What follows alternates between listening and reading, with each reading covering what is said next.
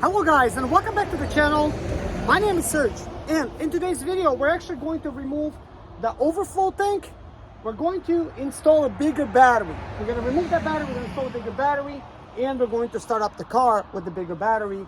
And that's pretty much going to be the video, and a lot of other explaining and revving, and well, very lightly revving. I just don't want to waste anybody's time, but that's what to be expected from this video. So I'm actually getting ready to start another video, and that's pulling out this other stuff that's in there. And I'm not going to talk about it because I do random stuff sometimes. In the last video, I gave you guys an update of what I'm getting ready to do to this vehicle. So we're going to start off by opening up this hood and pulling out some of these components here. I'm going to pull the battery, AC compressor. In a later video, depending on how things get, but I want to delete the AC compressor, I want to delete the lines, and removing the AC condenser. And then also, I'm going to be removing a radiator from there, which is a racing radiator, well, it's an eBay racing radiator. And install it into this car, and of course this radiator got to go in that one. But for now, I'm just removing some stuff, like I'm not going to be installing the radiator on that. And also I want to build, put an air intake in here, and of course, put a battery in the trunk.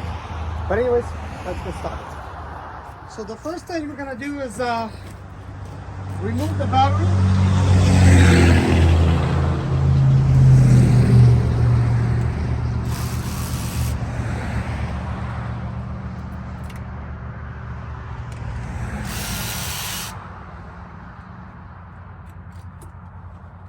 Second thing, we're going to test that battery.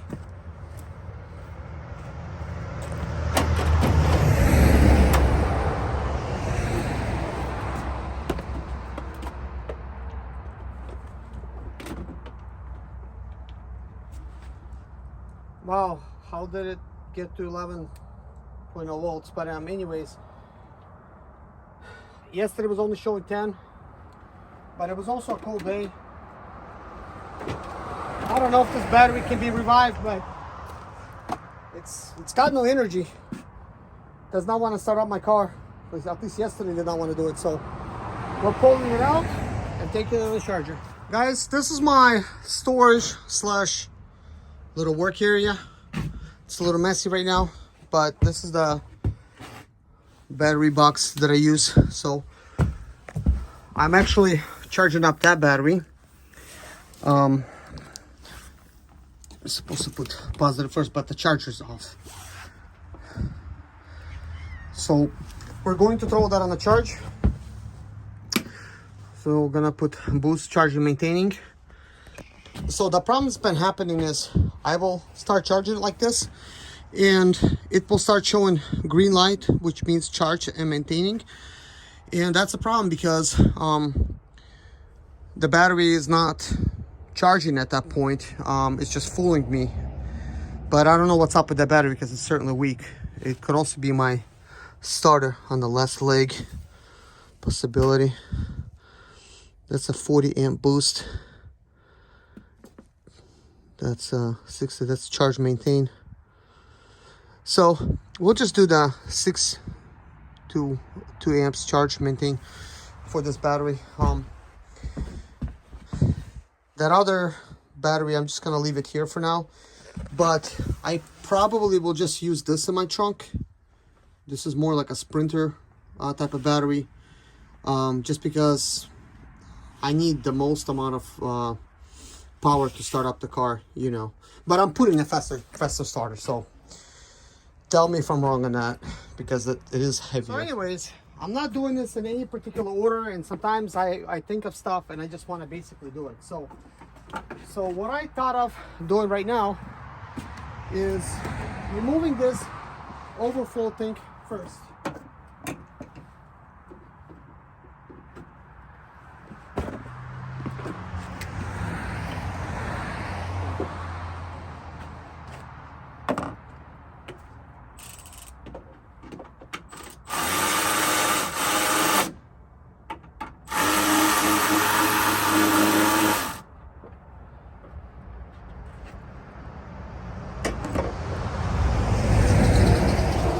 When I was 7, my grandpa used to work on cars in his garage. And he told me, he says, always put the bolt where you removed it from. When you're removing parts, just pre-install that bolt back. Because he says when you disassemble a lot of stuff, a lot of times, it'll be hard to remember where some of the stuff will go. So that's what I'm going to be doing. I'll use this technique. I use stuff like trays, sometimes Ziploc bags to put my stuff in here. If there's a way you guys like to keep your stuff, let me know. So I have bought myself an aluminum overflow tank. So I'm going to be installing that in here, but not immediately. Because in the beginning, I just want to, you know, remove a lot of stuff, and we will reinstall it when it's time. Sometimes these lines, they get a little stuck.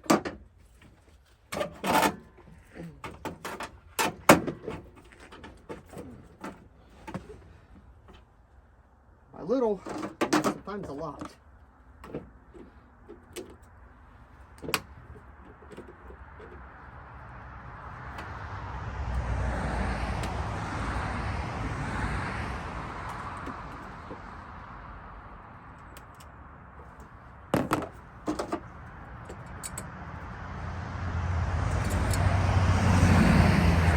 Pliers to get the line moving.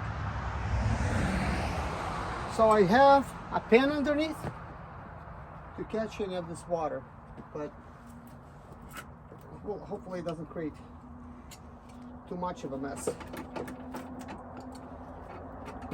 I want to do this kind of quickly.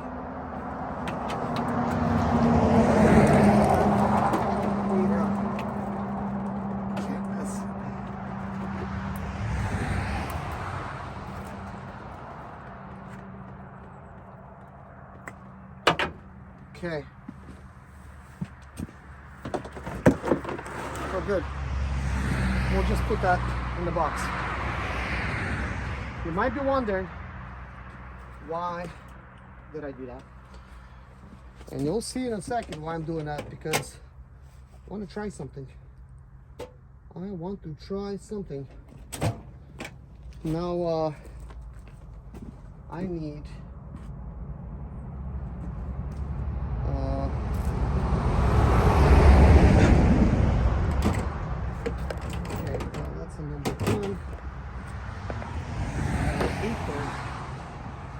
so I need a number 8.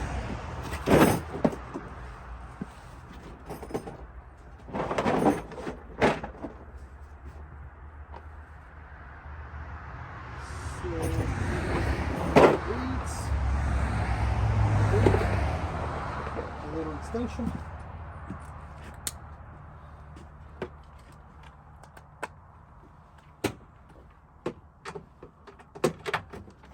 This is just a battery box removal. This is nothing special, guys, so don't worry if you can't really see it now, but for what comes next, I need you to be able to see that part. So battery box is out. For now, we'll just put it to the side. I do want to go ahead and replace that bolt, because I really don't want to have to look for it. Okay. And why did I do all that? Well, I want to install this in.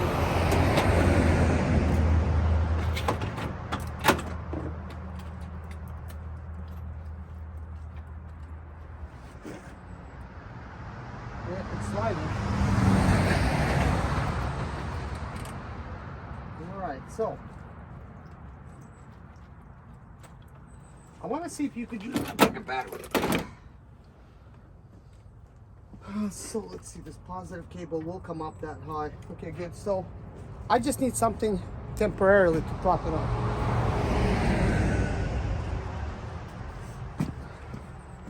Let's see if this will do it. A water bottle. Yes. Yep, that worked. Because next time, I'm going to be wondering, will this even work? And I'm not going to have the opportunity to try it the same way.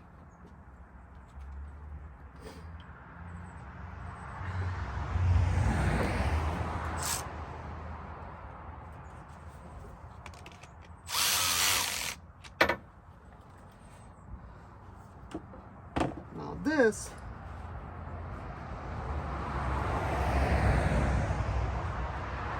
is flipped around.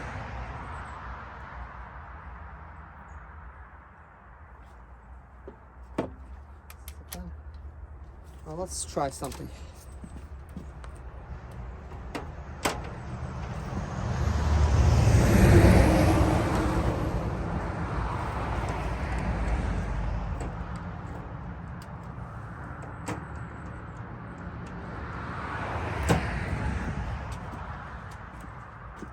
I'm going to try to reverse that plug.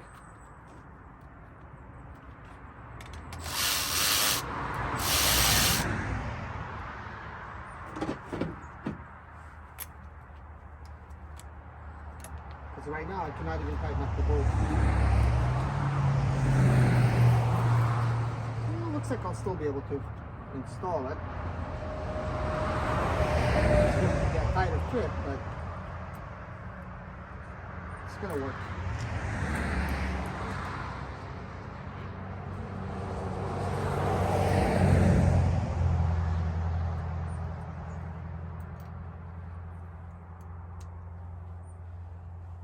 I'm just wondering, if you install a bigger battery, like, how will it crank up?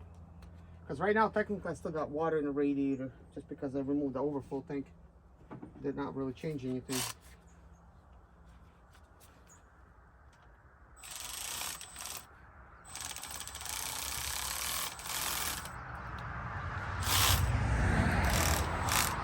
Okay, so we want to make sure that's good and tight. Now I'm going to replace that for number 10. That was a 12, by the way. But your car might have something if the market it might not even match, because that's how it is sometimes.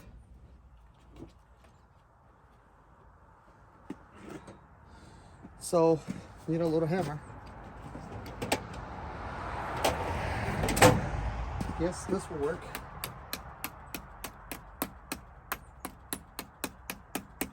And it's upside down, I know, but at least I'll be able to get this tight. Alright, so I'm gonna remove that from here. Get the key to my car.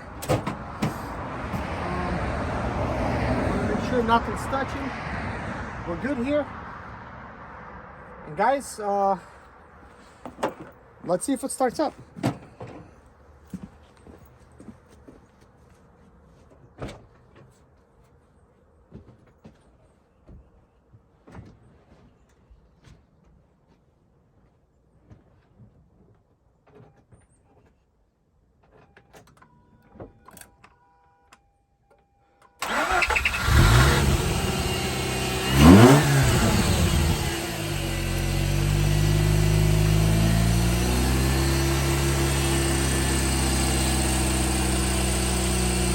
Guys, that worked like a charm. Like, more power, better start. A simple thing like this can, like, literally improve your RX-8 life. I have some ideas, like, if you want to keep your battery in the front, you could put a big different box in here. I mean, that's a little high. Let me see if the hood would even close. Hold on. Probably not gonna close, but I have other ideas. Like, the hood literally almost closing.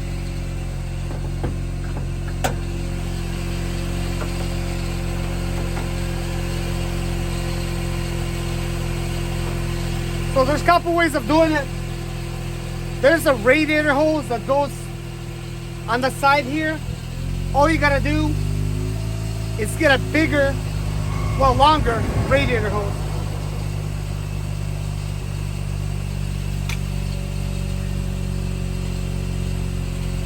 bigger radiator hose and install a bigger tray, and this will allow it to go down, because there's you got 2 inches of room there, guys, and this will land right on top of the fan. You just need a tray, and the tray needs to be as flat as possible, and then you'll be able to close your hood and kind of keep a stock Mazda RX-8 with a bigger battery. But then you might be wondering, what about the overflow tank? Well, how about run it over here somewhere instead of the windshield washer fluid? And then take the windshield washer fluid and stick it in the bumper somewhere, or change the bottle. Make a smaller bottle. You don't need a windshield washer fluid. As a matter of fact, I'm going to be removing it from this car because I don't need it. This is going to be a race car. Removing all the AC lines. But I want this car to be cooled better. I'm going to be installing this battery in the box. But what about my automatic Mazda RX-8? Yeah, I'll do that conversion, and I'll record a video how I did it, guys, because literally I have this opportunity to be able to do so. So right now, in no particular order, I need to diagnose the vehicle and see if we could actually delete some of the codes like related to traction control and things of that nature. Guys, I am so stoked that I'm working on this project and building a race car. It gives me like a reason to do stuff like this, you know? Like, it's amazing. Like, it's fun. Like, oh my gosh. Let me know if this is as fun for you as it is for me. I guess since we're on the inside, I do want to point out, like, these crack like crazy, and they only sell that with together with the airbag.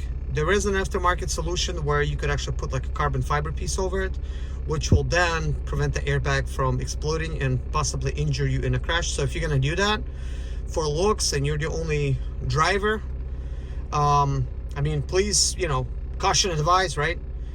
You could just remove that airbag and reinstall a carbon fiber piece instead. That's what I'm going to be doing for this race car. So that's if like you have like an aftermarket solution, off-road solution, you could actually do that. But don't try to put a carbon fiber piece over top of this, because it's going to prevent the airbag from exploding. Well, no, it won't prevent it. You're just going to have a piece of carbon fiber flying at your face, and you don't want that. So but anyways, yeah, look at this. This is a 6-speed. So we're gonna have a clutch. That's 1, that's 2, that's 3, that's 4, that's 5, and that's 6. And then for reverse, that's reverse. So lucky and so stoked to have a 6-speed manual in here.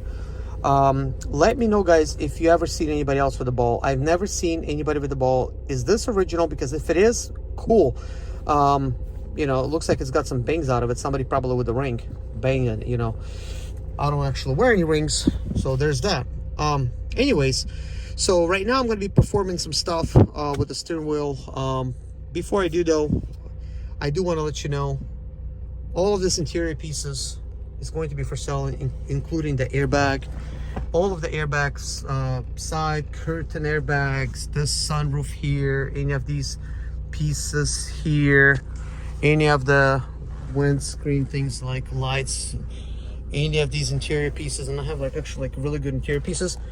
And this center console I actually will keep. Center console I'll keep, and I'll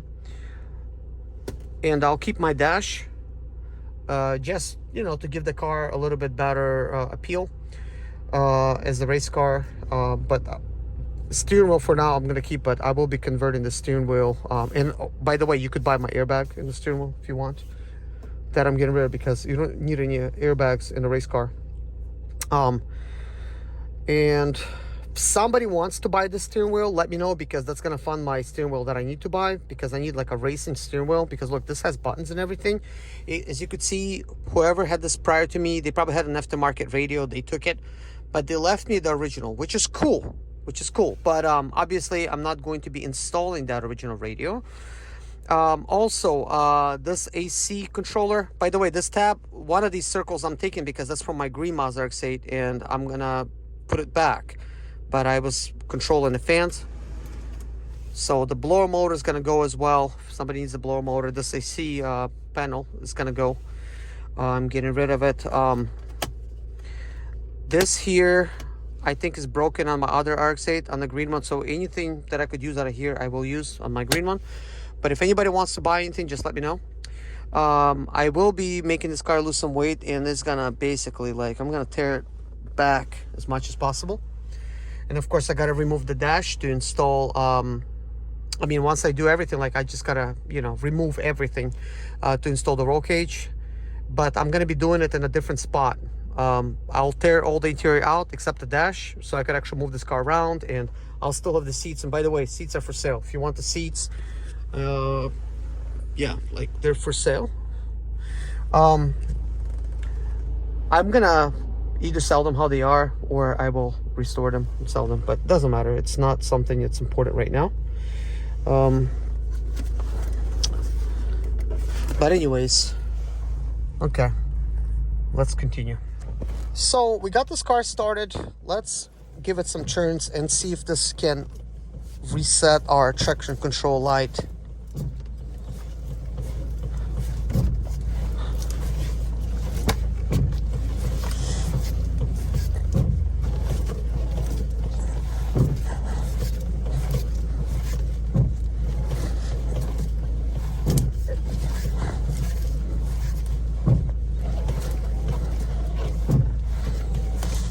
Well, this is more like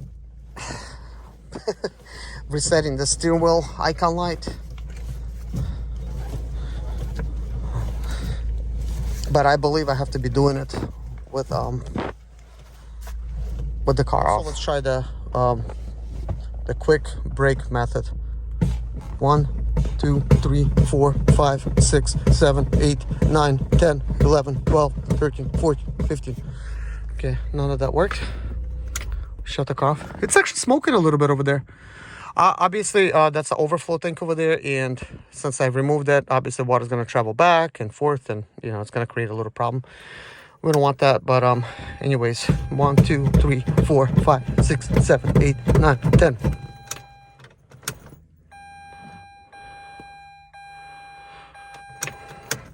One, 2, 3, 4, 5, 6, 7, 8, 9, 10. Okay, steering wheel to the left, steering wheel to the right, steering wheel to the left. That's 4, 5, 6, 7, 8, 9, 10, 11, 12, 13, 14, 15, 16, 17, 18, 19, 20, and straighten it out.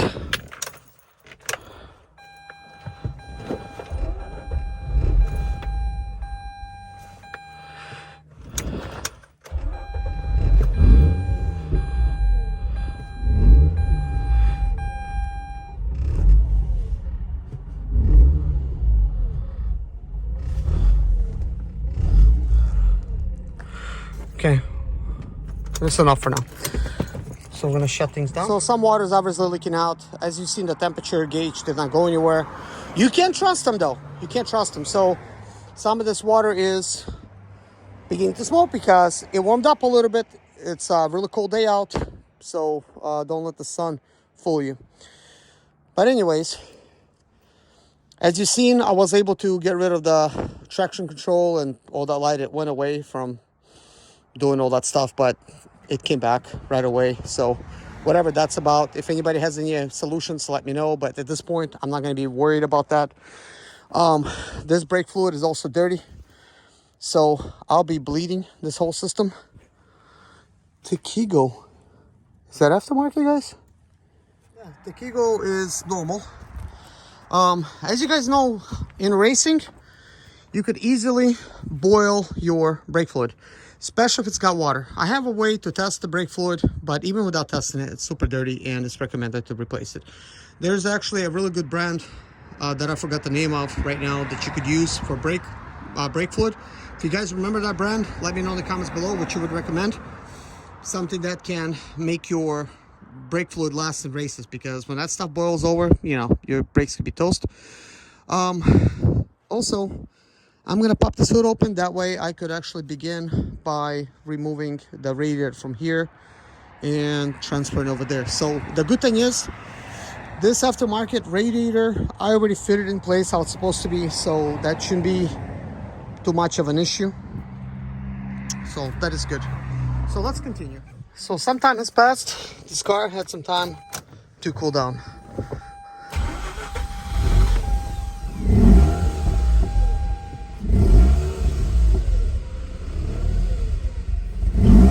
I don't know if this is because I've done a reset, because it's trying to like literally, it's trying to shut down. I think it's because I did a relearn by pressing brake so much.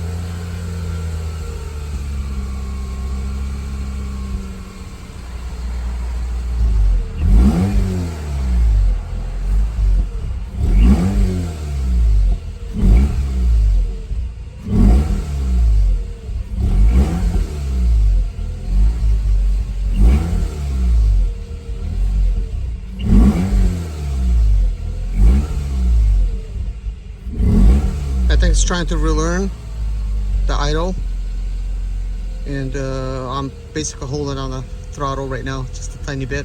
I'm watching my temperature gauge.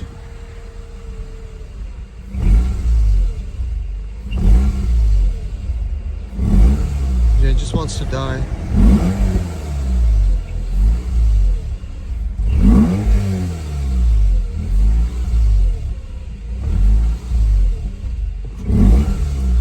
Okay, so I don't flood it. You're supposed to rev it a little bit, then shut it down.